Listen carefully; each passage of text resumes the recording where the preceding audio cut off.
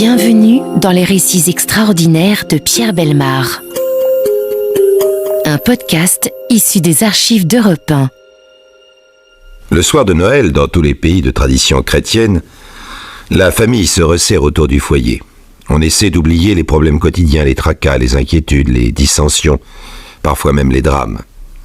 Une fois de plus, on sort de leur boîte les boules multicolores, on suspend les guirlandes, on installe les santons dans la crèche, on enveloppe les cadeaux de papier décoré. Les plus jeunes enfants ne tiennent plus en place.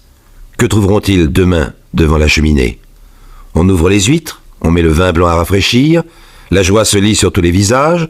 Pour un soir, pour quelques heures, tous les hommes, toutes les femmes retrouvent un peu de l'émerveillement de leur enfance. C'est pourtant un drôle de Noël que s'apprête à passer la famille Bardin le 24 décembre 1953 dans la petite ville de Margnac, aux confins de l'Aquitaine et du Périgord. En apparence, c'est une famille comme les autres, avec un père, chef de district à l'EDF, une mère bonne ménagère, 4 enfants âgés de 7 à 13 ans, une jolie maison, une existence paisible. Il y a de beaux cadeaux au pied de l'arbre de Noël. Il y a même un trop beau cadeau. Un manteau de fourrure pour Madame Bardin. Un vêtement comme elle n'en a jamais eu, qu'elle ne portera pas, c'est certain, sans un petit battement de cœur. On ne sait pas si les enfants se doutent de quelque chose, s'ils sentent avec cette intuition qu'ils manifestent parfois qu'un drame est en train de couver. Peut-être se donnent-ils tout entier à l'émerveillement de Noël. On le souhaite. On le souhaite avec beaucoup de force. Parce que les enfants Bardin vivent là leur dernier jour de bonheur simple et de bonheur vrai. Le destin s'est déjà mis en marche. Qu'ils éclatent de rire, tant qu'ils en ont encore envie, cela ne leur arrivera plus d'ici longtemps. Oui, le destin s'est déjà mis en marche le samedi 26 décembre, aux premières heures de la matinée. Le commissaire Dufil de la police de Bordeaux, accompagné de 2 inspecteurs, se présentait au domicile de Bardin et priait celui-ci de les suivre.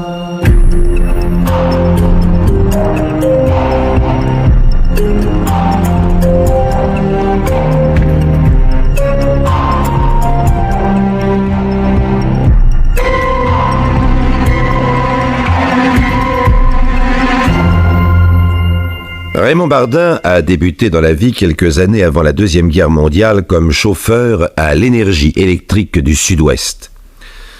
La guerre venue, il rejoint les rangs de la résistance, participe à plusieurs actions clandestines et se fait arrêter par la Gestapo. Déporté à Dachau, il a la chance d'en revenir, mais il en revient profondément marqué, prématurément vieilli. Dès son retour, à cause de ses activités patriotiques, il connaît une promotion inhabituelle. Il est nommé chef de district de la toute jeune EDF à Margnac. Malgré l'insuffisance de sa formation technique, il remplit son rôle avec beaucoup de compétences, grâce notamment à sa rigueur professionnelle et à son intégrité.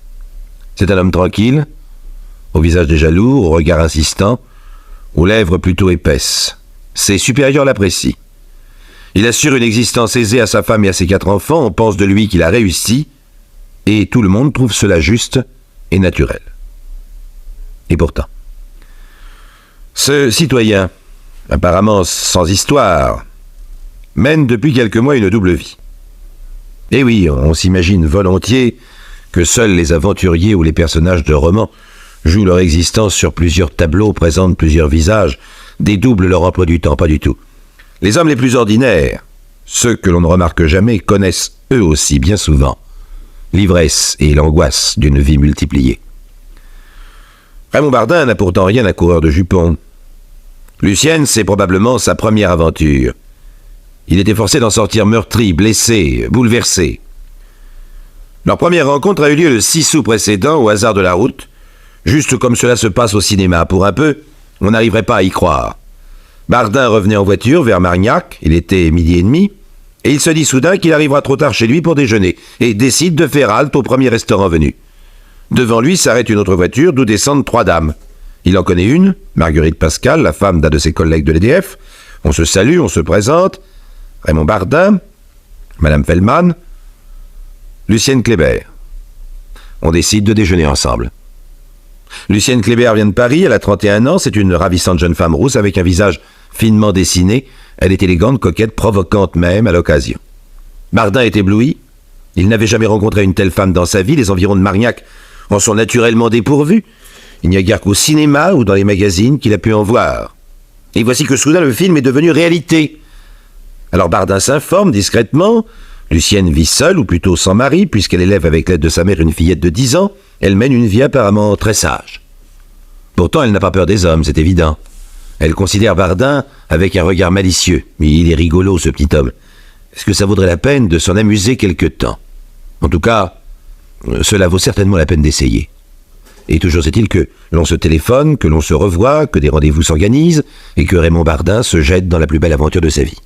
Une aventure éblouissante, inespérée, réellement incroyable. Comment c'est bien lui, Raymond Bardin, l'incolore, le médiocre, l'inexistant, qui tient cette merveilleuse créature entre ses bras? Eh bien oui, c'est bien lui. Et voici qu'il ne supporte plus de rester incolore, médiocre, inexistant. Il s'invente une jeunesse, des diplômes, des propriétés. Il devient ingénieur, sorti des arts et métiers. Il possède des terres tout autour de Margnac. Il fait même allusion à un héritage qui le transformera bientôt en châtelain. Naturellement, il faut bien accompagner ses discours de preuves tangibles. Bardin se montre généreux. Non seulement il reçoit sa maîtresse dans des hôtels de premier ordre, mais encore il insiste pour l'aider à élever sa petite fille. Les enfants, il en a 4. Lui, Bardin, il sait ce que ça coûte. Et il ne supporterait pas l'idée que le cher ange puisse manquer de quoi que ce soit. Il donne de l'argent à Lucienne, il fait des cadeaux. Il parle même d'une pension régulière. En fait, il est tout juste en train de perdre la tête. Entièrement aveuglé par sa passion toute neuve, il ne voit pas ou il fait semblant de ne pas voir qu'il court tout droit vers l'abîme. D'où Raymond Bardin tire-t-il tout cet argent qu'il remet sans compter à Lucienne? C'est très simple. Il l'a d'abord tiré de ses économies. Bien que sa famille ne manque de rien, le ménage vit d'une manière assez modeste, mais le compte en banque est assez vite à sec. Alors Bardin commence à emprunter des sommes de plus en plus importantes à ses amis. Lucienne se laisse faire. Elle n'a jamais eu de chance dans la vie, pense-t-elle. Elle n'a jamais rencontré que des hommes égoïstes, conquérants et grossiers. Elle tient sa revanche. Elle a l'intention de la savourer. Pourtant, dans le ciel passionné de Raymond Bardin commence à se former un tout petit nuage. Lucienne Kléber ne vit pas aussi seule qu'elle l'a prétendu au cours de leur première rencontre. Il y a un autre homme dans sa vie. Qui est-ce? Demande Raymond. Oh, c'est une vieille liaison. Faut pas y attacher d'importance. Mais si, Lucienne. Tu sais très bien que c'est important pour moi. Il faut absolument que tu règles cette histoire. T'inquiète pas, j'y suis décidé. Ce n'est plus qu'une question de jour. Bardin accuse tout de même le coup. Il devient jaloux, méfiant. Il exige la rupture. Lucienne élude la question, puis elle promet, mais sans beaucoup de conviction. Bref, Bardin n'a pas de mal à imaginer que les 500 kilomètres qui les séparent accordent à sa maîtresse une liberté bien dangereuse. Il lui fait des reproches qu'elle n'accepte pas volontiers. Des brouilles s'élèvent, puis des scènes. Le désenchantement commence à naître dans l'esprit de Raymond Bardin. Il y a maintenant 4 mois qu'il a rencontré Lucienne pour la première fois, un peu plus de 3 mois qu'elle est devenue sa maîtresse. 3 mois pendant lesquels il a éprouvé le sentiment de vivre une vie tout entière. Même s'il se refuse à regarder la vérité en face, il comprend que cette vie est en train de finir, que son aventure se meurt, qu'il va retrouver le vide d'une existence morne et grise, entre son bureau de l'EDF, sa petite maison, son épouse effacée, ses enfants. Alors pour éviter la rupture, il décide de mettre un peu d'ordre dans leur liaison. Il ne veut plus d'une situation ambiguë, flottante, incertaine. Il veut que les choses soient nettes, claires, honnêtes. Il donne rendez-vous à Lucienne pour le week-end du 19 au 20 décembre. Un rendez-vous curieux d'ailleurs, un rendez-vous fixé entre 2 personnes qui commencent déjà à ne plus se comprendre, comme vous allez vous en rendre compte.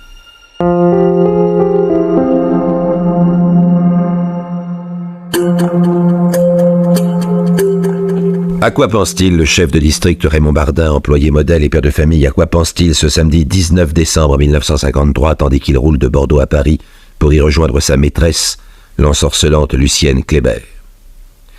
Il a beaucoup de soucis, Raymond Bardin. D'abord, sa double vie commence à lui coûter très cher. Il a emprunté des sommes importantes autour de lui, des sommes qu'il aura du mal à restituer. Ensuite, il vient d'apprendre l'existence d'un autre homme dans la ville lucienne, une vieille liaison, prétend-elle, dont elle n'arrive pas à se débarrasser. C'est pour essayer de mettre un peu d'ordre dans leurs relations actuelles et futures que Raymond Bardin fait le voyage. Parvenu à Tours, il fait halte et téléphone chez sa maîtresse. C'est la mère de Lucienne qui répond. « Allô? Bonjour Madame Kléber, Raymond Bardin à l'appareil. Pourrais-je parler à Lucienne? »« Monsieur Bardin? Mais... Lucienne n'est pas là, Monsieur Bardin. Elle est partie pour Bordeaux au train de 12h30. »« Partie pour Bordeaux? Enfin, je ne comprends pas. Nous avions convenu que je venais la retrouver à Paris. » C'est pourtant ce qu'elle m'a dit, Monsieur Bardin. Bardin raccroche furieux et déconcerté. Il téléphone à l'hôtel bordelais où Lucienne a l'habitude de descendre. Il laisse un message pour annoncer son arrivée aux premières heures de la matinée. Il est tard, très tard, mais il reprend la route. Effectivement, ce n'est que dans la matinée du dimanche qu'il retrouve Lucienne. Comme à chacune de leurs rencontres, il est émerveillé. Il oublie momentanément ses soupçons, ses rancunes. Il lui offre un somptueux repas dans un très beau restaurant et puis ils partent faire une longue promenade en voiture dans la campagne bordelaise. Et petit à petit, ces inquiétudes reviennent à la surface. Il est question de leurs allées et venues, de la difficulté qu'ils ont à se voir, de ses problèmes familiaux à lui, de l'existence de cet homme dont elle lui a parlé, dont il ne sait rien, tout ce qui les sépare, les barrières sociales, la distance, les préjugés, l'argent, la jalousie, tout reprend encore, acquiert une consistance de plus en plus ferme, de plus en plus insurmontable. Lucienne ne se montre guère conciliante à la vérité. On dirait qu'elle prend plaisir à irriter Raymond. Peut-être, de son côté, est-elle décidée à rompre. Bien entendu, on ne le saura jamais, mais elle a tort. Elle a tort de pousser à bout un amant jaloux, exaspéré par son attitude, mais aussi épuisé par 24 heures de route, malade de sommeil, à bout de force. Et c'est alors qu'elle recommence à parler d'argent. Il ne lui en donne pas assez, elle en réclame encore. Elle ne sait probablement pas qu'il s'est couvert de dettes. Elle croit toujours au mythe de l'ingénieur propriétaire terrien, futur châtelain. Bardin se sent pris au piège. Il refuse de lui donner ce qu'elle lui demande. Elle s'énerve, elle le brave, elle l'insulte presque. Il roule sur une petite route déserte au milieu d'une forêt de pins. Bardin donne un violent coup de frein qui fait glisser entre eux un objet lourd, dissimulé sous son siège. C'est un pistolet que Raymond ramasse vivement. Prise de panique, Lucienne se jette sur lui pour le lui arracher des mains. Il se défend. Elle se met à hurler. « Mais qu'est-ce que tu crois donc depuis le temps? Tu t'imagines que c'est pour ta sale gueule que je couche avec toi? Tu n'as pas encore compris que c'est ton pognon qui m'intéresse. Tu ne t'es jamais donc regardé, mais c'est pas possible. Lucienne, tu sais à quel point je t'aime. Je me fiche pas mal de ton amour. J'en ai un autre qui m'aime mieux que toi, et que j'aime aussi, et que je n'ai pas l'intention de quitter. » Raymond tire. Il tire 2 fois. Mais bien qu'il soit à bout portant, il manque Lucienne. Il la manque 2 fois. Elle parvient à ouvrir la portière, et tout en continuant de hurler sa haine et son mépris, elle bondit sur le talus. Bardin saute derrière elle. Il a jeté son pistolet, mais il tient un couteau, un vieux couteau qui se trouve dans la voiture et qui lui sert, par temps de pluie, à nettoyer ses garde-boue. C'est à une autre tâche qu'il va lui servir aujourd'hui. Bardin frappe. Il frappe 7 fois, à la poitrine et au ventre. Il frappe cette femme à qui il doit les seuls jours de bonheur qu'il a eus, les seuls jours de soleil d'une existence obscure et qui vient de le plonger dans le plus profond, dans le plus insupportable désespoir. Il ne frappe pas seulement la jeune femme. Ce couteau ébréché qui taille dans une jeune chair, c'est aussi les illusions, les espoirs, les raisons de vivre de Bardin qu'il assassine. C'est sa vie même qu'il réduit à néant. Le meurtrier se relève un peu hébété, les cris se sont tus. Que vient-il de faire? Pour lui maintenant, une très longue nuit va commencer. Une nuit dont il n'a gardé presque aucun souvenir. Ce sont quelques indices plus tard qui permettront d'en fixer les étapes, sans grande précision d'ailleurs. Pour l'instant, tout ce que l'on sait se résume à peu de choses. Bardin ramasse le corps de son ami et le jette quelques heures plus tard, juste avant l'aube, dans la Dordogne, par-dessus le pont de Cubzac. La nuit s'achève, une nouvelle journée commence, la première journée d'une vie d'assassin. Raymond Bardin a prévenu sa femme qu'il ne rentrerait pas avant le lundi soir. C'est un homme ponctuel, c'est donc le lundi soir qu'il se retrouvera chez lui. Que fait-il depuis le moment du meurtre jusqu'à l'heure de son retour? Roule-t-il éperdu dans la campagne bordelaise, épuisé par une journée et demie sans sommeil? S'est-il assoupi dans sa voiture, dissimulé au fond d'un bois? Ce qu'il y a de certain, c'est qu'il repasse 1000 et 1000 fois dans sa tête l'histoire de son amour pour Lucienne et les circonstances du drame. Leur rencontre d'abord dans un restaurant comme au cinéma, l'éblouissement provoqué en lui par cette jeune femme élégante, l'émerveillement de la tenir quelques semaines plus tard entre ses bras, l'argent qu'il lui a donné, un argent qu'il a dû emprunter auprès de différents amis, dès que ses économies ont été épuisées. La révélation soudaine d'un amant parisien, vieille liaison sans importance, disait-elle d'abord, en fait, liaison plus sérieuse, profonde, et peut-être complice. Enfin, ce rendez-vous à Bordeaux, la promenade dans la campagne hivernale, le cynisme de Lucienne, ses exigences, son mépris, le désespoir de Raymond et ses coups de couteau affolés, irrémédiables. Et maintenant, il faut rentrer à la maison, retrouver une femme et 4 enfants, sourire à tous, préparer Noël. C'est bien de Noël qui va être question désormais. Il rentre pourtant. Il fait tant bien que mal bonne figure. Une nouvelle nuit se passe, une nuit traversée de cauchemars. Un nouveau jour se lève, sur un cauchemar d'une toute autre nature. Un cauchemar en 3 étapes. Première étape, mardi matin, 22 décembre, le téléphone sonne. « Allô, Monsieur Bardin, ici Jean-Pierre Galbaud. Mon nom ne vous dit rien? Vraiment? Je suis l'ami de Lucienne Kléber. Elle devait rentrer hier soir à Paris. Je me suis dit que vous auriez peut-être de ses nouvelles. » « De ses nouvelles? Non, monsieur, non, je n'en ai pas. Pourtant, elle m'avait bien dit qu'elle allait à Bordeaux pour vous y rencontrer. Eh bien, je ne l'ai pas vue, voilà tout. Vous en êtes bien sûr? N'insistez pas, monsieur. » Bardin raccroche. Il s'appuie un instant contre le mur du salon parce que sa tête tourne. Jean-Pierre Galbaud, l'amant de Lucienne. S'il laisse tout être quelque chose, celui-là. Mais il n'aura tout de même pas le culot de se manifester. Il n'aurait pas le beau rôle. Madame Bardin surgit à ses côtés. Elle n'est pas tranquille. Elle ne comprend pas ce qui se passe. Alors elle n'est pas tranquille. Elle veut savoir. Elle a le droit de savoir. Bardin s'effondre. Il avoue. C'est vrai, il a une maîtresse depuis quelques semaines, mais c'est bien fini. Oh ça, oui. Qu'elle ne s'inquiète pas, c'est bien fini. La journée de mardi se passe entre le bureau et la maison dans une sorte de rêve éveillé. Deuxième étape, mercredi matin 23 décembre. Nouveau coup de téléphone, c'est encore Galbaud, mais il est à Bordeaux cette fois, et il menace. Écoutez Bardin, je suis certain que Lucienne est venue ici. Vous me dites que vous ne l'avez pas vue, je veux bien vous croire. Quoi qu'il en soit, il faut faire une déclaration à la police. À la police? Mais pourquoi? Après tout, Lucienne n'a aucun compte à nous rendre. Si elle veut prendre quelques jours de vacances, c'est bien son droit. Non, Bardin, elle ne m'aurait pas laissé sans nouvelles. Vous allez venir me rejoindre à Bordeaux. Nous irons ensemble déclarer sa disparition à la police. Mais enfin, si vous ne venez pas tout de suite, je vais vous chercher. Bardin a compris. Le scandale le guette, il prend sa voiture et file à Bordeaux. Effectivement, il signale à la police la disparition d'une jeune femme de sa connaissance qui aurait quitté Paris en voiture avec des amis le samedi précédent et qui n'a pas donné signe de vie depuis 4 jours. Le mercredi se traîne. Le jeudi en fait autant. Le soir, c'est la lugubre veillée de Noël. Madame Bardin ne comprend pas le sens de ce somptueux manteau de fourrure. Hélas, rien ne prouve qu'il lui était destiné. N'était-ce pas un ultime moyen de conserver Lucienne? Pauvre Lucienne, qui n'aura plus jamais besoin de fourrure, d'aucune sorte de manteau. Il reste encore un jour de répit, un jour de sursis, un jour de plus à vivre dans l'angoisse, le désespoir. Et puis c'est la 3e étape.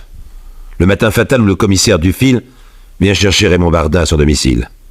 Il ne s'agit que d'enregistrer son témoignage, bien entendu, mais le soir même, le meurtrier signe des aveux complets. Nous voilà au bout de notre histoire, tout le reste appartient à la routine judiciaire.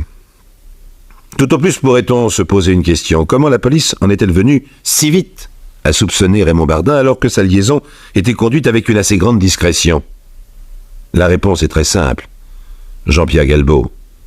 Il est facile de supposer que cet amant passionné lui aussi, jaloux lui aussi, angoissé lui aussi, s'est empressé de raconter toute l'histoire à la police en insistant sur l'intention de Lucienne de rompre avec Bardin. Il fallut 1 mois pour qu'un pêcheur à la ligne découvre le corps de la jeune femme. Cette découverte n'ajouta rien de plus à l'enquête. Pendant l'instruction de son procès, Raymond Bardin manifesta soudain des troubles mentaux assez graves. Ses propos devenaient incohérents.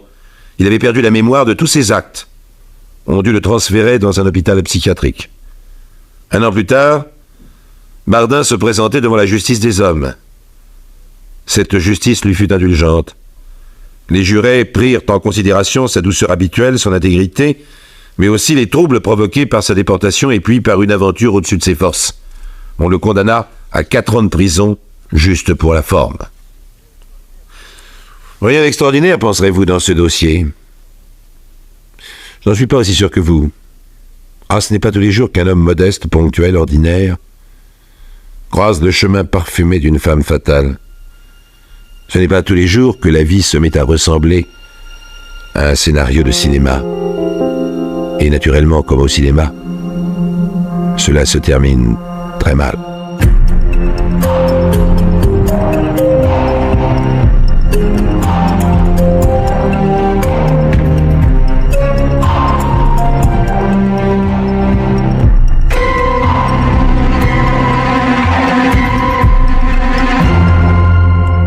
Vous venez d'écouter Les récits extraordinaires de Pierre Bellemare, un podcast issu des archives d'Europe 1 et produit par Europe 1 Studio. Réalisation et composition musicale, Julien Tarot. Production, Sébastien Guyot.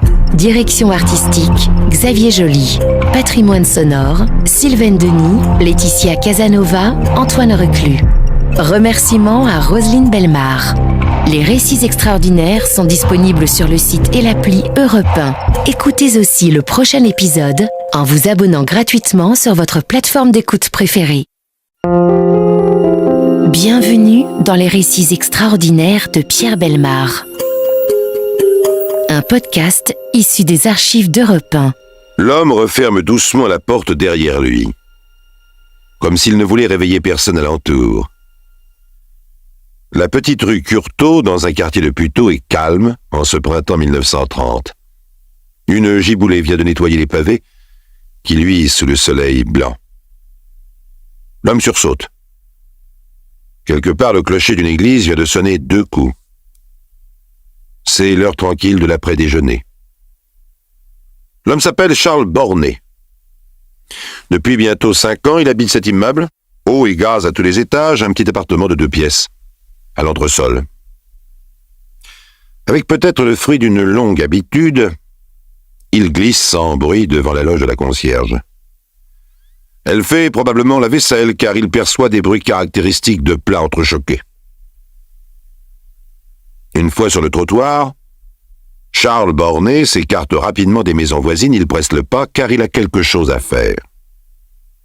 Il va chercher son petit garçon chez sa grand-mère pour le ramener chez lui. Lorsqu'il arrive, il est encore tôt dans l'après-midi et le petit garçon proteste, il veut rester. Grand-mère a commencé la lecture d'une belle histoire. « S'il te plaît, papa, encore un peu ?» Mais papa s'énerve, il faut le comprendre, il a des soucis, maman est malade. Elle a saigné du nez. Il faut rentrer. Le petit garçon insiste, la grand-mère aussi, papa se fâche, il referme brutalement le livre d'images.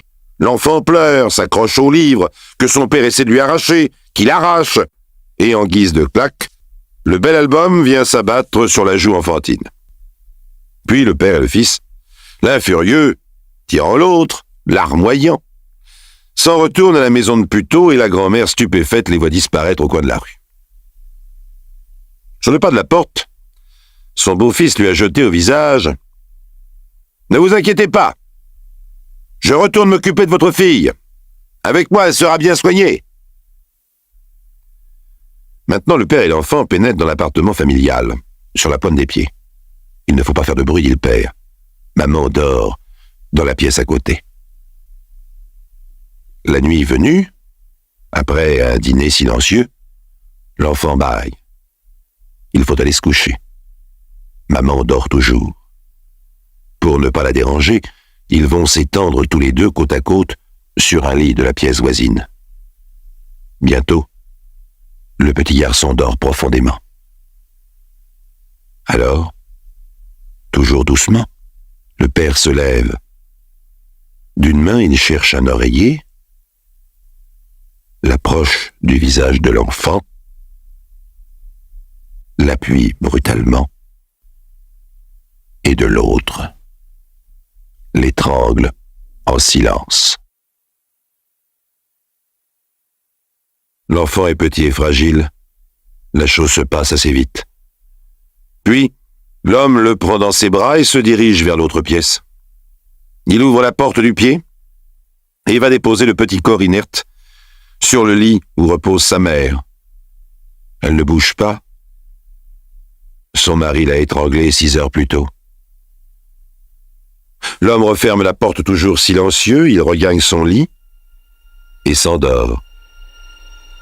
Et c'est pour ce calme, cette indifférence hors du commun, que Charles Bornet fait aujourd'hui partie des dossiers extraordinaires de la police.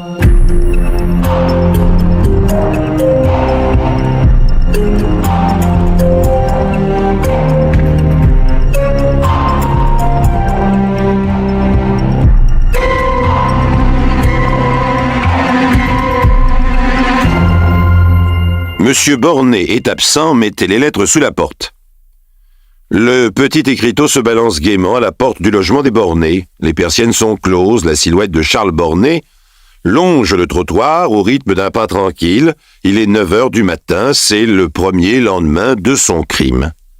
Il pénètre dans un petit café, s'accoude au bar, demande un crème. Observons-le une seconde dans la glace. Petit, la cinquantaine, une tête ronde, le teint pâle, petite moustache grise, petite bouche grise, des yeux noirs enfoncés dans les orbites. Il n'a pas l'air fatigué, il ressemble à un voyageur de commerce un peu sournois, un peu menteur, prêt à vous vendre des cravates oreillonnes pour de la soie. Charles Bornet avale son café crème et sort. Pour un homme qui vient de tuer sa femme et son fils, il n'a pas l'air pressé. Peut-être hésite-t-il à se rendre au policier. Le commissariat de Puteaux n'est pas loin. Non, il ne prend pas la bonne rue. Charles Bornet a autre chose à faire. D'ailleurs, il porte une petite valise de mauvais carton bouilli. Il stoppe devant le panneau d'arrêt de l'autobus pour Versailles. À quoi peut-il bien penser en cette minute? Probablement à l'argent. L'argent a toujours été sa principale préoccupation. Bien qu'il ne se soit jamais donné beaucoup de mal pour en gagner. Ses parents étaient porcelainiers à Vierzon. Misère médiocre. Comme il n'aime ni la porcelaine ni Vierzon, il s'engage dans l'infanterie coloniale et fait 15 ans de service à Tahiti. La guerre, il l'a faite en rejoignant les bureaux de la coopérative militaire. Son séjour à l'étranger ne l'a pas débarrassé de son accent paysan. Rentré à Paris, il fait tous les métiers, ou presque, sans forcer. Il y a la pension militaire qui permet de survivre. 4 000 francs. De 1920 à 1930, 10 ans d'activité. Bornet travaille chez Renault, à la Maison de Blanche, chez Citroën, au Journal Le Matin, aux Fonderies, chez De Dion et même chez le Maharaja de Kapurthala. Il est ouvrier médiocre, gardien de nuit inefficace, et on le renvoie chaque fois à la première occasion. Par contre, Charles Bornet est un menteur. Ça, il sait très bien le faire. Il est même expert en la matière, et pour récupérer de l'argent, il a 2 méthodes. Le mensonge escroqueur avec les étrangers, et l'attendrissement tout aussi escroqueur avec la famille. À tout seigneur, tout honneur, il commence par se mentir à lui-même, en se fabriquant une fausse citation à l'ordre de son régiment, histoire de se prendre pour un héros. Puis, il fait croire que sa femme est malade et estorque de l'argent à son beau-frère, à la grand-mère. Une autre fois, c'est lui qui est malade, ce qui lui permet de taper à nouveau son beau-frère. Quand il va rendre visite à ses parents, des choses disparaissent mystérieusement. Cuillère, papier-monnaie, peu importe. Puis, il agrandit le champ de ses activités. C'est la crise du logement. Il devient secrétaire d'un syndicat de locataires communistes et il s'en va avec la caisse. Dans la rue, il propose des appartements, reçoit de l'argent, donne de faux reçus, invente des propriétaires pressés de louer, des agences imaginaires. 2 condamnations pour escroquerie et 7 mois de prison. Il est fiché à la police de Puteaux. C'est probablement pour cela qu'il prend l'autobus pour Versailles. Là-bas, on peut faire des affaires, les commerçants ne le connaissent pas, mais lui, il connaît un excellent petit restaurant. Car l'homme qui vient de tuer sa femme et son fils, il a faim. Et il va s'offrir un excellent déjeuner. Au dessert, il ouvre sa petite valise, montre au patron une pile de serviettes. Il les lui vend pour 40 francs. Puis, il s'offre un petit pouce-café pour fêter l'affaire. Le soir venu, il reprend la direction de Paris. N'importe qui à la place de Charles Bornet irait dormir n'importe où, à l'hôtel, dans un hall de gare, mais pas chez lui. Pas chez lui où il y a 2 morts, 2 êtres qu'il a tués de ses propres mains, sa femme, son fils. Rares sont les assassins qui ne fuient pas le théâtre de leurs crimes. Et encore, parmi ces derniers, y a-t-il une bonne proportion de malades mentaux? Charles Bornet n'est pas un malade mental. Charles Bornet n'est pas fou.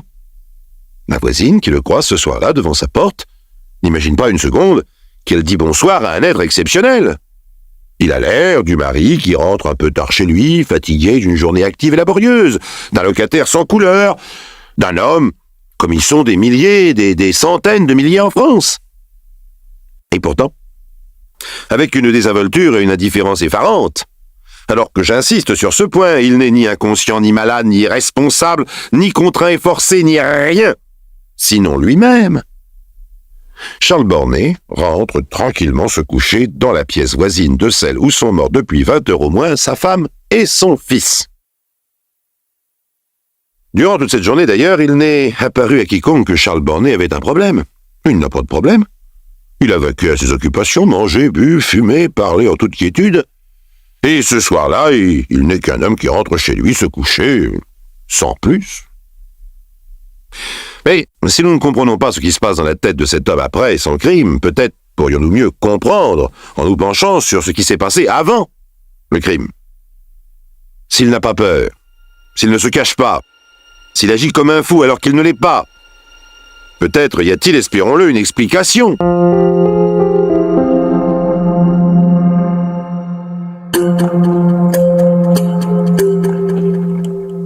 Dans les journaux qui paraissent lors de son procès, on peut lire notamment dans le Figaro du 23 décembre 1930, un monstre étrangle sa femme et son fils.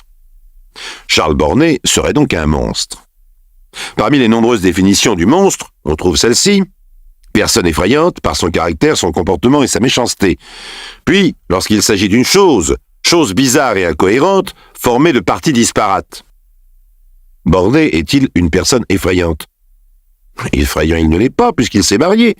En 1918, à Vierzon, alors qu'il rentrait de son séjour à l'armée, il rencontre une veuve, déjà mère d'un grand-fils. Il l'épouse pour elle-même, puisqu'elle n'a pas d'argent et sa famille non plus. Il ne la bat pas, ne la trompe pas, du moins de façon visible, et lui donne un fils. Ça n'a rien d'effrayant en soi. Bornet est-il une chose bizarre et incohérente? Là, nous approchons peut-être d'une vérité. Il est indiscutablement paresseux. Tous les témoignages se rejoignent sur ce point. Son beau-fils, son beau-frère, sa concierge, ses relations le présentent unanimement comme un feignant. Mais paradoxalement, il déborde d'une ingéniosité fébrile lorsqu'il s'agit d'entourlouper quelqu'un et de lui sortir de l'argent. Il ne se préoccupe jamais de savoir comment mange sa femme et de quoi elle se prive. Pourtant, cette femme, anémiée par la misère, le gêne. Elle le gêne probablement parce qu'elle ne se plaint jamais. Quoi de plus insupportable finalement pour un égoïste que quelqu'un qui ne se plaint jamais, qui comprend tout, qui pardonne tout, qui soutient? Quoi de plus insupportable que l'esclavage parfait? Près de 10 ans de mariage tyrannique de la part de Bornet et d'esclavage consenti de la part de sa femme sont-ils une explication à ce crime? Sûrement pas. Ou alors bien des maris seraient depuis bien longtemps des criminels en puissance. Alors crime passionnel? Oh, difficilement envisageable. La malheureuse femme, entièrement à sa dévotion, se faisant cuisinière pour le nourrir, usant sa santé à préserver la sienne, devenant laide et triste à force de soucis, ne permet pas d'envisager que Bornet en devienne jaloux. Même en examinant de plus près la vie de Charles Bornet avant le double meurtre, son geste demeure un mystère. Revenons donc aux jours qui le suivent immédiatement. Charles Bornet est donc rentré chez lui à plus tôt et se couche. Le lendemain matin, 2e jour de l'assassinat, il se lève comme tous les autres jours et s'active dans l'appartement silencieux. Il fouille dans les tiroirs, déniche un marteau, un piton et une corde. Grimpé sur une chaise, il s'escrime à fixer le piton dans le plafond qui s'écaille. Cela fait, il y accroche la corde, la fixe solidement à une extrémité puis à l'autre, fait un nœud coulant, un essai de tension La corde résiste. Il est satisfait.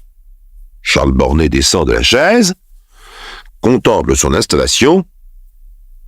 Visiblement, il a décidé de se suicider. Voilà enfin une réaction que, sans approuver pour autant, on peut qualifier de logique. Cherchons maintenant une lueur de désespoir dans l'œil de Bornet, et tout sera simple. Mais dans l'œil de Bornet, à ce moment-là, tandis qu'il contemple le nœud coulant, il n'y a qu'une lueur passive. Quelques minutes passent, puis de nouveau il s'active, remplit sa petite valise, et il sort. Comme la veille, il ferme soigneusement la porte à clé, accroche le petit carton absent sur la poignée, et s'en retourne, prendre l'autobus pour Versailles. À midi, il est au même restaurant où il prend son repas. Il est sociable, entame la conversation avec ses voisins, salue le propriétaire, paye, et s'en va.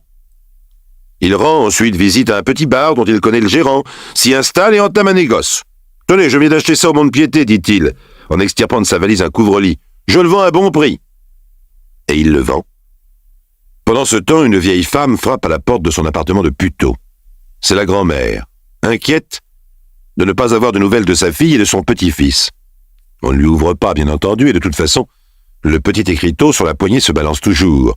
Monsieur Bornet est absent. La concierge ne sait rien. Les voisines guère plus. Madame Bornet peut être souffrante. Son mari parlait de l'envoyer à la campagne il y a quelques jours. Déçue, la grand-mère s'éloigne, vaguement inquiète. Il y a peu de temps, sa fille lui avait parlé de divorce possible. Obligée d'abandonner son travail de cuisinière, lasse peut-être de supporter un mari oisif et exigeant, elle y pensait sérieusement. C'est à ce moment précis, au milieu de cette dernière journée de liberté curieuse, que Charles Bornet va se conduire de façon plus étrange encore que précédemment. Installé à la terrasse d'un café, il les fréquente beaucoup à Versailles, il demande au garçon du papier une enveloppe. 10 lignes, d'une écriture régulière et un peu ronde, une gorgée d'anisette, et il ferme l'enveloppe sur laquelle il inscrit le nom du destinataire. Il jette la lettre dans la première poste venue et retourne se coucher tranquillement, mais dans la chambre d'un hôtel de Versailles, cette fois. Le lendemain, le 3e jour, Charles Bornet est un peu plus inquiet que les 2 jours précédents. Il ne s'est pas rasé, l'argent de ses petites ventes a fondu, et il va errer dans Versailles toute la journée, se nourrissant de café et fumant ses dernières cigarettes. À un ami qu'il a rencontré par hasard, il confie « Ma femme est malade. Oh, je me fais du souci pour elle. J'ai dû l'envoyer à la campagne avec mon fils. Je suis pas riche. La vie est dure de nos jours. » Nous sommes le 16 mars. Ce jour-là, le commissaire de police de Puteaux, qui tous les jours, comme tous les policiers du monde, dépouille un nombre incalculable de lettres anonymes, d'injures, de chantages divers, tombe sur la lettre que Charles Bornet a envoyée la veille à son attention depuis la poste de Versailles. C'est une lettre signée. Vous pouvez vous présenter chez Bornet, rue Curtot. Il n'y a pas eu d'assassinat. Nous avions résolu d'en finir avec la vie. Nous étions mal vus de la famille. Quand vous recevrez cette lettre, mon cadavre sera dans la Seine. Signé Charles Bornet. Le commissaire n'aime pas les lettres qui annoncent des suicides. Quelquefois, il arrive à temps et tombe sur un isolé qui avait surtout besoin de parler ou qu'on s'occupe de lui. Mais quelquefois, il est trop tard. Et ce n'est jamais agréable d'enfoncer la porte d'un appartement en se doutant de ce qu'on va trouver derrière. Oh, bien sûr, il en a vu d'autres, le vieux commissaire. Mais il ne s'y fait pas. Alors, morose. Prend son chapeau, sa canne, demande un inspecteur et 3 agents. À 5, il s'entasse dans une vieille Renault de service sans portière, pour descendre plus vite probablement, et à 40 à l'heure traverse Puteaux. On enfonce la porte rue Curtot. Une violente odeur de décomposition règne dans la pièce. Sur le lit, côte à côte, le cadavre de Madame Bornet et de son fils. Au plafond pend une corde.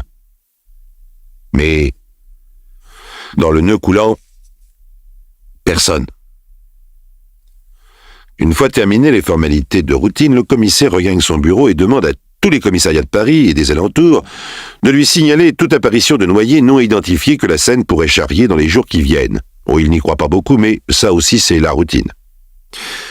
Ce qui gêne surtout le commissaire, c'est la mise en scène de l'appartement. 2 cadavres étranglés ou étouffés sur un même lit, une femme et un enfant, et cette corde sans pendu. À son avis, Bornet a voulu faire croire qu'il allait se suicider ou alors, pris de panique, après son double assassinat, il n'a pas eu le courage de mourir et il s'est enfui. De toute façon, il faut le faire rechercher. Personne ne l'a aperçu dans l'immeuble et il n'a pas de travail actuellement. Mais les langues se délient. Sa belle-mère l'accuse d'avoir supprimé sa fille parce qu'elle ne pouvait plus subvenir aux besoins du ménage. Mais dans ces cas-là, on travaille soi-même ou on divorce. Le mobile n'est pas évident. Et l'enfant? Pourquoi tuer un enfant de 9 ans? La grand-mère affirme: il m'a dit qu'il emmenait son fils et que je ne le reverrai pas avant longtemps. C'est un fou criminel. J'avais bien prévenu ma fille de se méfier de lui, mais elle ne voulait rien entendre. Le 17 mars, la photo de Bornet paraît dans tous les journaux avec la description détaillée de l'affaire. Bornet y est appelé le monstre étrangleur de sa femme et de son fils. La photo est bonne, on reconnaît parfaitement son visage rond, ses yeux caves, sombres, au-dessus de la petite moustache grise. Bornet, le matin du 17 mars, achète le journal, comme tout le monde, et le lit, en prenant son café. Il apprend que la police le recherche, qu'on ne croit pas à son suicide, qu'il est un homme traqué dont l'arrestation est imminente. Le commissaire de Puteaux a mis toute une brigade sur les dents et des avis de recherche sont dans les mains de tous ses collègues parisiens. Bornet n'a plus d'argent. Il ne peut plus payer l'hôtel. Il ne peut plus bien sûr retourner chez lui, il sait que sa famille ne le défendra pas. A-t-il jamais eu l'idée de se suicider? En tout cas, il prend une décision, la seule logique d'ailleurs. À pied, un peu hagard, affamé, parasé, il quitte Versailles. Le chemin est long. Dans la nuit du 17 au 18 mars, il dort quelque part au bois de Boulogne. Le voilà sur les quais de la Seine. Il pleut finement, le temps est gris et sombre. À 17h30, il se présente quai des Orfèvres à la direction de la police judiciaire. Je suis Charles Bornet. J'ai tué ma femme et mon fils. Je viens me constituer prisonnier et je n'ai pas mangé depuis 2 jours. Il est calme. Indifférent. On l'inculpe et on lui sert un repas qu'il mange de fort bon appétit, puis il répond au premier interrogatoire. Ma femme était malade. Elle voulait se suicider, il était convenu que je la tuerais, que je ferais disparaître notre fils, puis que je mettrais fin à mes jours et je n'en ai pas eu le courage. Peut-être, effectivement, n'en a-t-il pas eu le courage. Mais c'est normal. La plupart des criminels de ce genre ont le courage de tuer les autres, mais rarement de mourir eux-mêmes. De toute façon, personne ne le croit, car il ne cesse de mentir, surtout sur de nombreux détails. Il pleut sur le bureau du juge d'instruction des témoignages d'escroquerie, de mensonges, de veuleries, de violence même. Le médecin légiste affirme que Mme Bornet n'était pas malade et sa famille jure qu'elle n'a jamais eu d'intention suicidaire, ni pour elle-même, ni surtout pour son fils qu'elle adorait. Malgré tout cela, Bornet persiste à prétendre qu'il a tué sa femme et son fils parce qu'elle le lui avait demandé, et jusqu'au bout de son procès.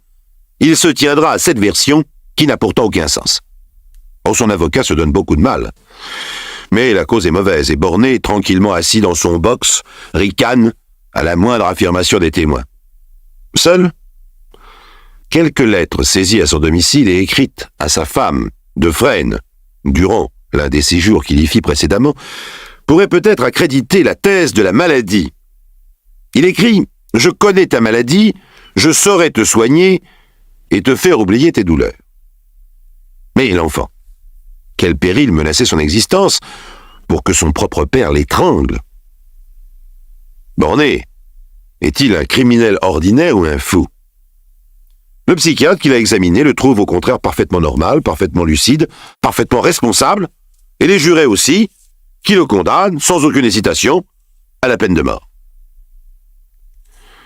Bornet entend le verdict tomber sans un réflexe, sans une émotion, avec l'air d'un homme qui vient simplement de régler une affaire et s'en va, entre ses 2 gardes. Il laisse derrière lui une étrange impression d'escroquerie morale et de frustration. Personne n'a compris le mystère de cet homme et après tout, ce n'était peut-être pas nécessaire. Il l'avait dit lui-même au cours du procès au président du tribunal. Ça m'épaterait que vous compreniez. Et il en fallait beaucoup pour épater Charles-Louis Bornet.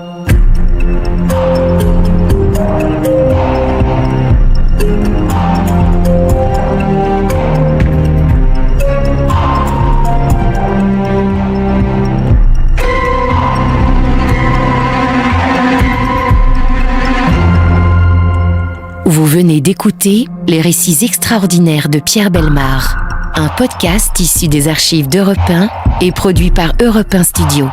Réalisation et composition musicale, Julien Tarot. Production, Sébastien Guyot. Direction artistique, Xavier Joly. Patrimoine sonore, Sylvaine Denis, Laetitia Casanova, Antoine Reclus. Remerciements à Roselyne Bellemare. Les récits extraordinaires sont disponibles sur le site et l'appli Europe 1. Écoutez aussi le prochain épisode en vous abonnant gratuitement sur votre plateforme d'écoute préférée. Bienvenue dans les récits extraordinaires de Pierre Bellemare. Un podcast issu des archives d'Europe 1. Dans une capitale européenne, vers 19h30, un jour de semaine, un commissariat de quartier. La radio d'une voiture de police secours signale qu'un homme vient de s'écraser au pied d'un immeuble du quartier. La présence du commissaire est souhaitée car il ne semble pas qu'il s'agisse d'un simple accident. Quelques instants plus tard, le commissaire est donc au pied de l'immeuble, penché sur le cadavre qui ensanglante le trottoir. C'est celui d'un homme de taille moyenne, brun, les yeux marrons, vêtu d'un costume usé et quelque peu démodé. Près de lui, un rideau qui l'a entraîné dans sa chute, ce qui prouve qu'il a cherché à se raccrocher. Un policier en uniforme montre sur la poitrine du cadavre une large tache de sang qui imbibe la laine d'un pullover. « Voyez, patron, on lui a tiré dessus. »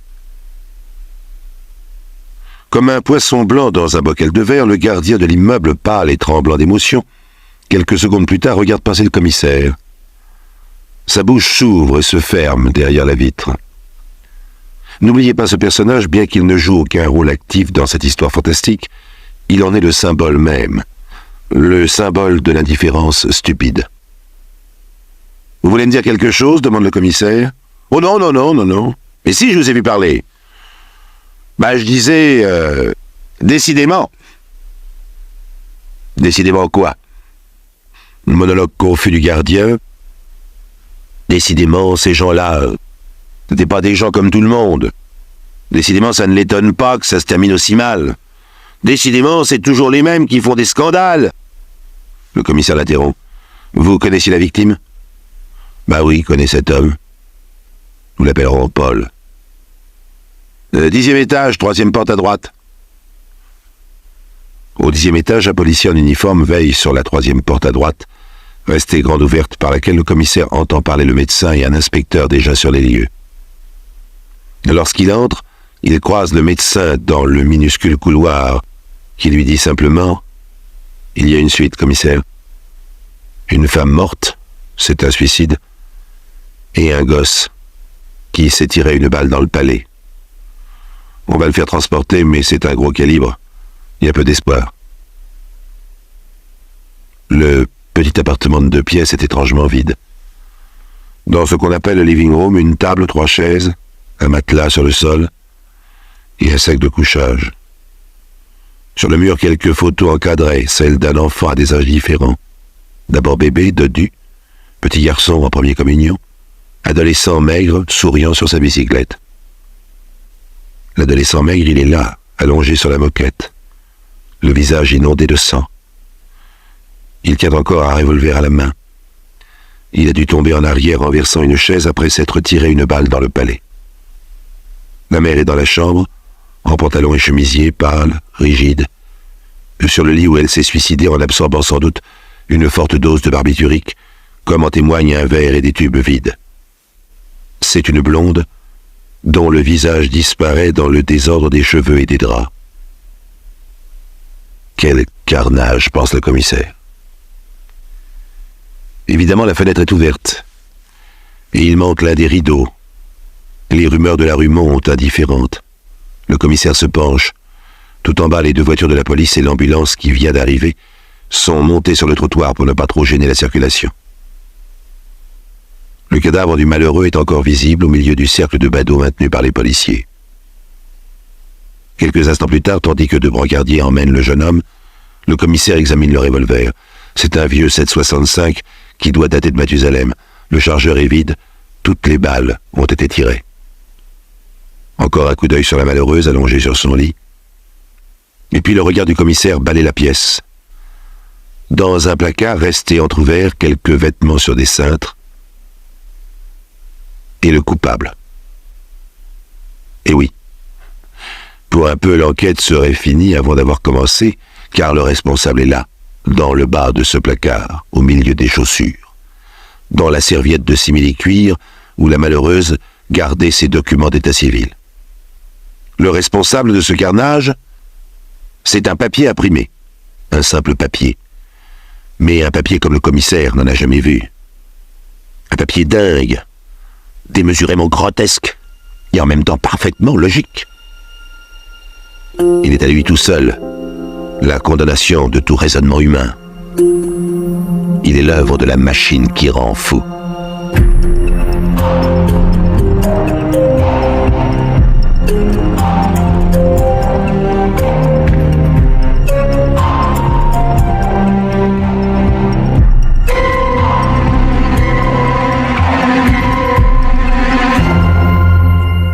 Disons-le tout de suite, la triste héroïne de cette affaire, c'est la femme, parce qu'elle a probablement souffert plus que les autres, parce qu'elle a porté un poids plus lourd, peut-être aussi parce qu'elle était la plus fragile.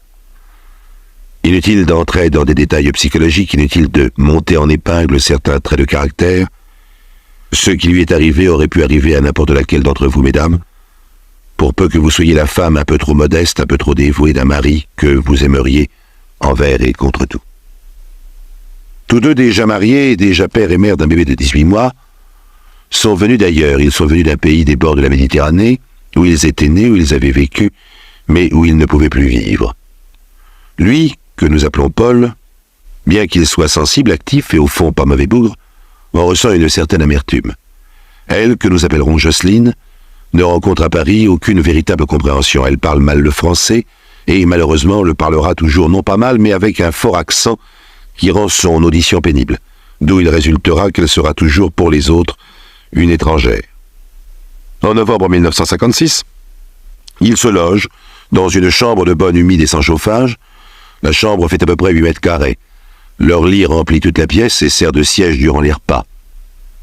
Pourtant, cette chambre, pour l'acheter, il a fallu emprunter auprès d'un notaire. Conséquence, beaucoup de soucis, car les salaires additionnés du ménage ne permettent pas toujours de rembourser cet emprunt. À cela s'ajoute une sourde inquiétude au sujet de leurs parents restés au pays où, paraît-il, la police les tracasse sans cesse.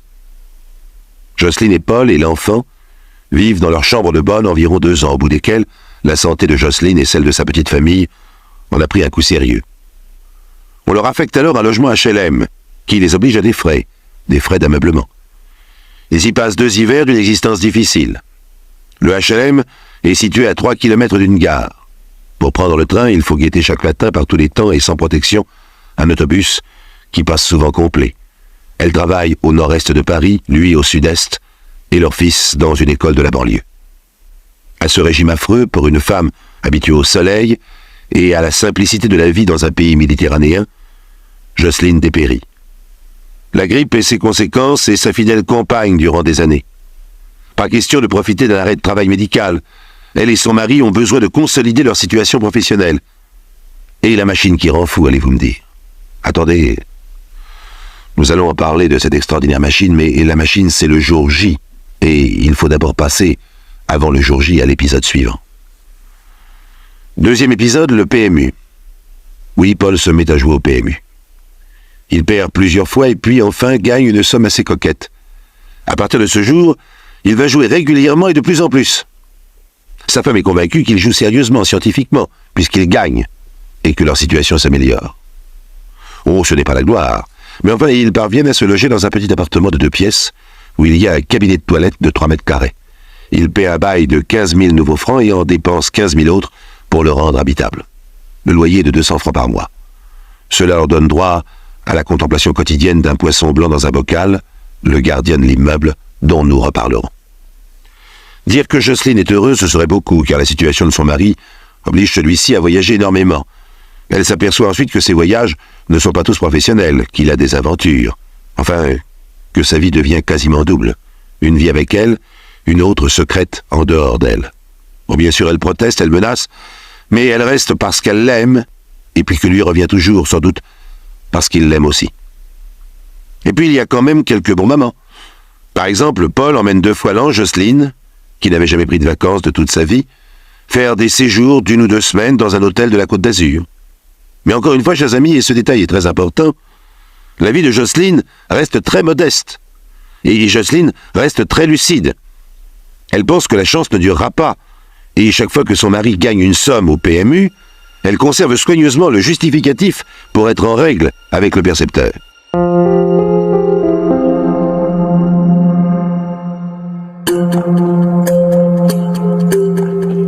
Maintenant, voici le 3e épisode avant l'entrée en scène de la machine qui rend fou. Le 3e épisode, c'est le drame. En pleine journée, Paul lui téléphone à son travail. Mais il n'est pas à son bureau. Il lui explique qu'il est venu chez eux prendre quelques effets car il doit s'absenter. Il l'aime, il lui demande de continuer à vivre aussi normalement que possible, à veiller sur leur fils et à lui garder sa confiance. Il est obligé de partir car il a des ennuis sérieux dans son travail. Il n'a rendu personne malheureux, mais il a commis des actes interdits par la loi. Des actes dont personne n'a souffert, mais comme ils sont interdits, la police va le rechercher. Pendant 3 mois, elle reste sans nouvelles de lui, mais par contre, la police l'assaille. La vie de Jocelyne, qui n'avait connu que ces quelques années d'un bonheur raisonnable, redevient un enfer, sur lequel veille comme un garde-chourme indifférent et muet, le poisson blanc dans son bocal, le gardien. Figurez-vous, chers amis, que le mari de Jocelyne aurait escroqué la société qu'il employait de sommes énormes. Aussi les enquêteurs sont-ils stupéfaits de découvrir la modestie du train de vie de Jocelyne. Alors, ils fouillent, cherchent, creusent, épluchent, tripotent, mijotent, jusqu'à ce qu'ils soient obligés de se rendre à l'évidence. Jocelyne ignorait totalement les détournements de son mari. Elle n'a pas de compte en banque secret, de cachette. Elle n'a jamais été en Suisse. Elle n'a ni bijoux, ni fourrure, ni tableau de maître, ni objet d'art. Elle n'a qu'un petit appartement de 2 pièces, des meubles modestes, et maintenant que son mari a disparu, elle vit avec son unique salaire de secrétaire. Enfin, Paul, dénoncé, est arrêté là où il se cachait. Il n'a plus d'argent, il était, paraît-il, au bout du rouleau. Il dit au policier, « Ma femme ne sait rien, elle ne sait absolument rien. » Et il dit à la malheureuse Jocelyne en larmes, « Je te demande pardon. » Le temps passe, tout un nouvel hiver, Jocelyne se débat seule comme elle peut. Ça n'est pas drôle d'avoir son mari en prison pour escroquerie. Elle a l'impression que le monde s'est divisé en 2 clans, celui de l'indifférence et celui du soupçon. Dans le clan du soupçon, elle pourrait ranger par exemple sa voisine, qui refuse désormais de la fréquenter, ou les parents des camarades de son fils. Dans le clan de l'indifférence, son patron, ou le gardien de l'immeuble, le poisson blanc dans son bocal. Oh certes, ils ne posent pas de questions, mais ils n'ont pas un geste, pas un sourire, pas une parole de soutien. Elle peut même imaginer dans sa solitude le genre de réflexion que l'on fait dès qu'elle a le dos tourné. Les étrangers qu'on accepte chez nous pour qu'ils nous volent, on devrait les renvoyer chez eux. D'accord, c'est son mari le coupable, mais elle n'avait qu'à pas l'épouser. Après tout, elle en a bien profité, hein. Est-ce que vraiment elle ne savait rien? Oh, il n'y a pas de fumée sans feu, hein. Qui se ressemble s'assemble, etc., etc. Jocelyne a bien une amie, mais le mari de celle-ci ne veut pas entendre parler de cette femme d'escroc. Finalement, l'enquête établit que le détournement de son mari s'élève à la somme énorme de 1,190 milliard d'anciens francs. Mais qu'est-ce que cet argent est devenu? J'en ai dépensé une petite partie, j'en ai joué une grosse partie, et j'ai distribué le reste à ceux qui en avaient besoin.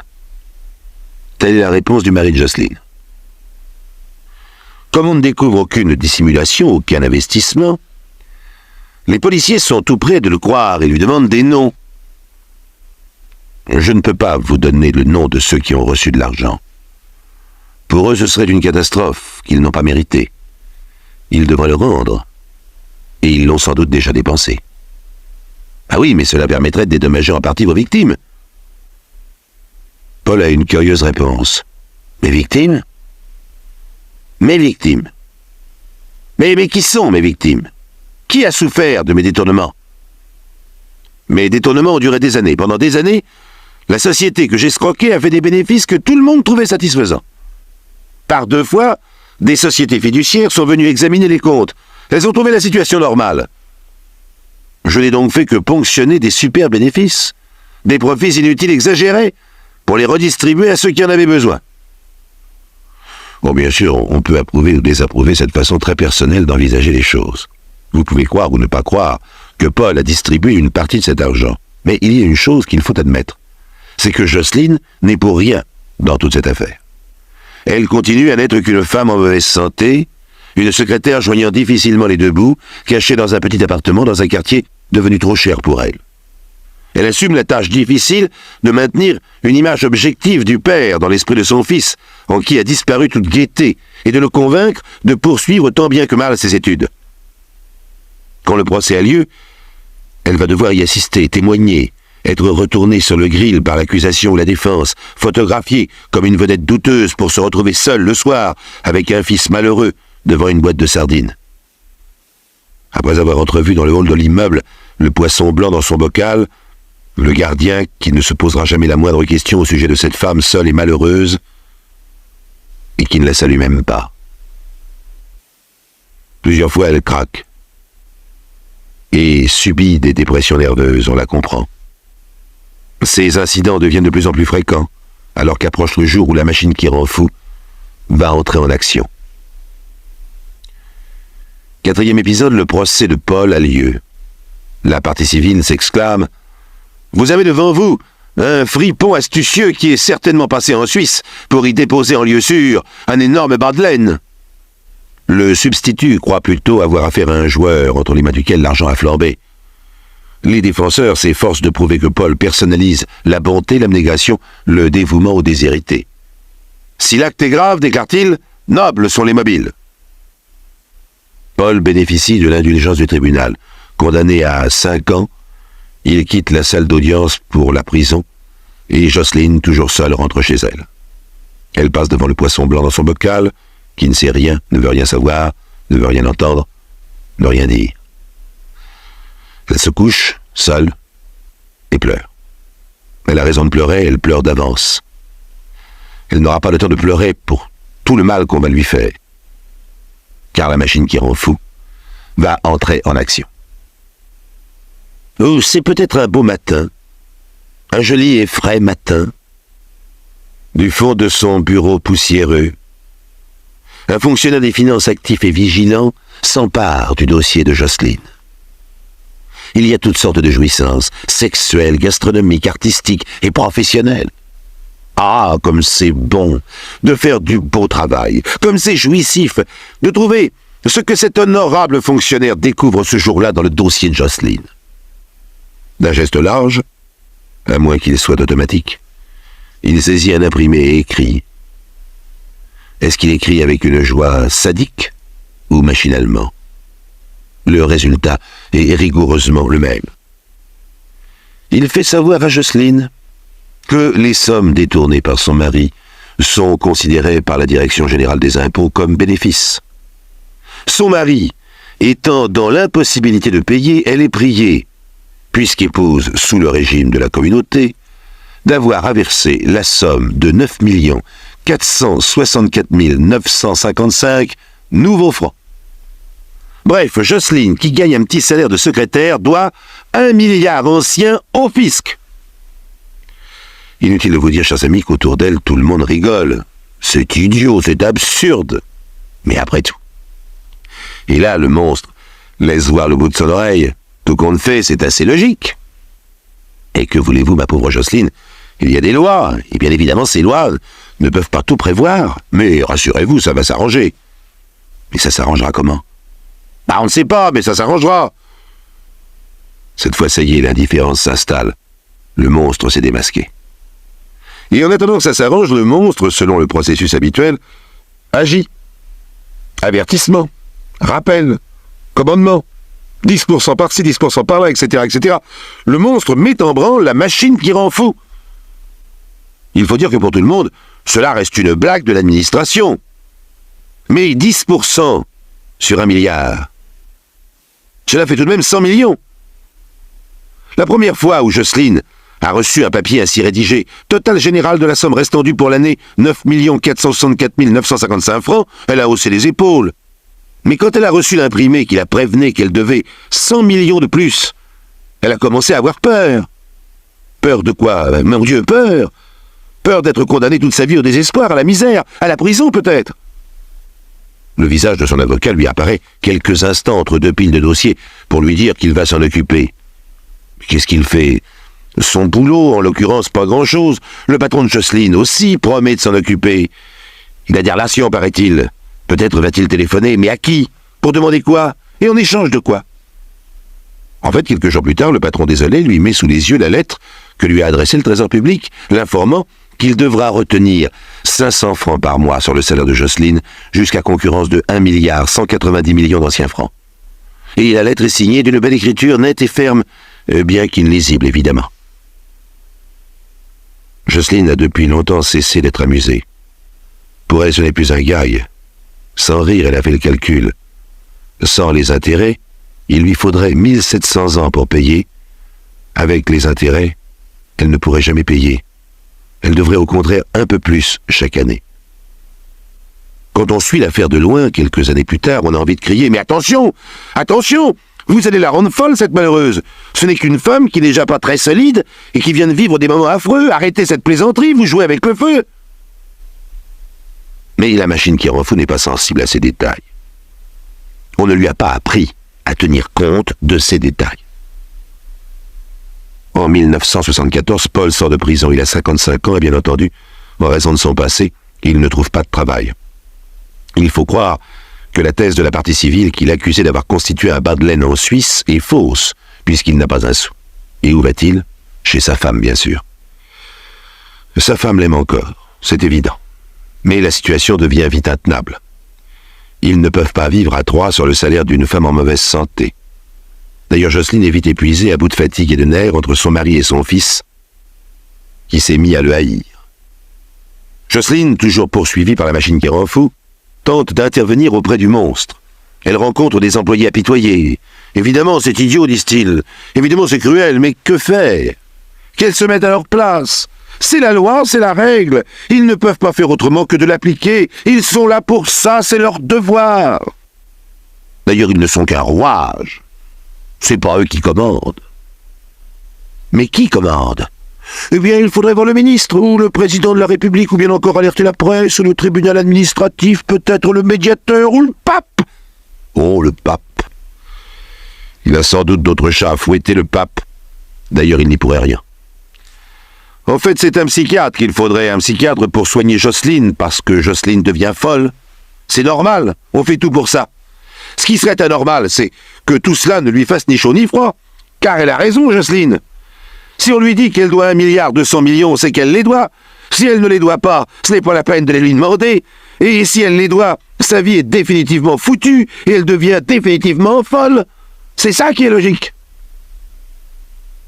Donc si la machine lui réclame 1,2 milliard, sachant pertinemment qu'elle ne pourra jamais les verser, c'est qu'elle veut bel et bien la rendre folle. Vous croyez que j'exagère? Non. En voici la preuve. Le matin même du drame, le poisson blanc du rez-de-chaussée de l'immeuble voit passer un homme comme vous, comme moi, sévèrement vêtu, indifférent et poli. On ne saura jamais si devant Jocelyne, il conserve son maintien officiel ou s'il s'apitoie. Ce que l'on sait, c'est que la machine qui rend fou, qui ne s'arrête jamais avant la mort de ceux dont elle s'occupe, l'envoie pour tenter d'achever sa victime. C'est le papier que le commissaire dont nous parlions au début de cette émission a trouvé en bas du placard dans la serviette en simili-cuir qui nous rend compte de cet ultime épisode. C'est un procès-verbal de saisie-exécution où tous les termes deviennent tragiques.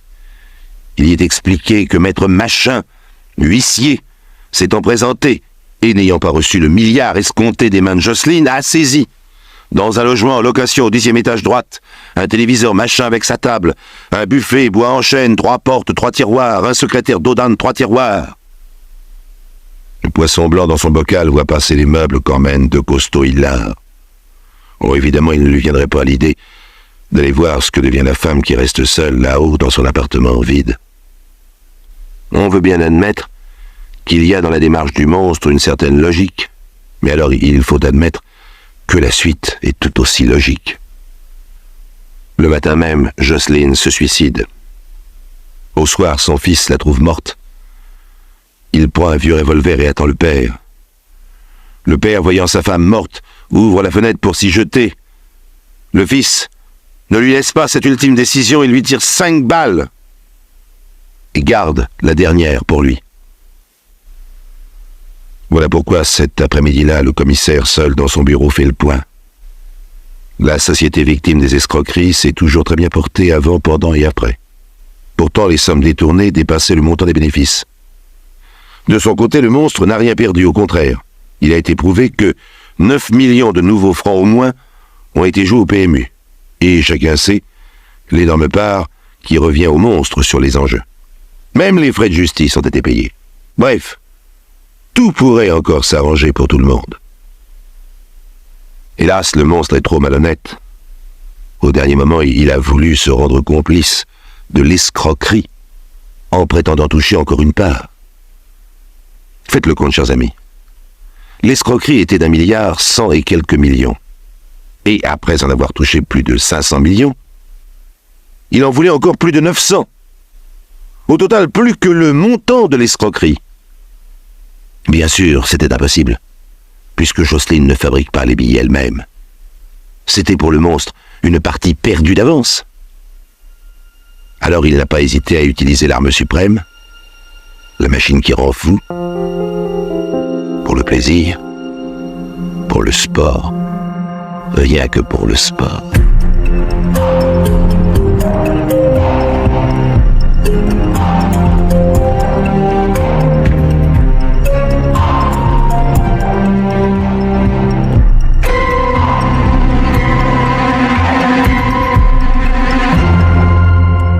Vous venez d'écouter Les récits extraordinaires de Pierre Bellemare, un podcast issu des archives d'Europe 1 et produit par Europe 1 Studio.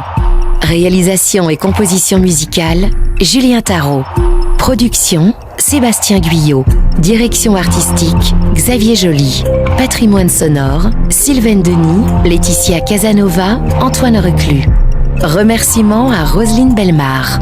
Les récits extraordinaires sont disponibles sur le site et l'appli Europe 1. Écoutez aussi le prochain épisode en vous abonnant gratuitement sur votre plateforme d'écoute préférée.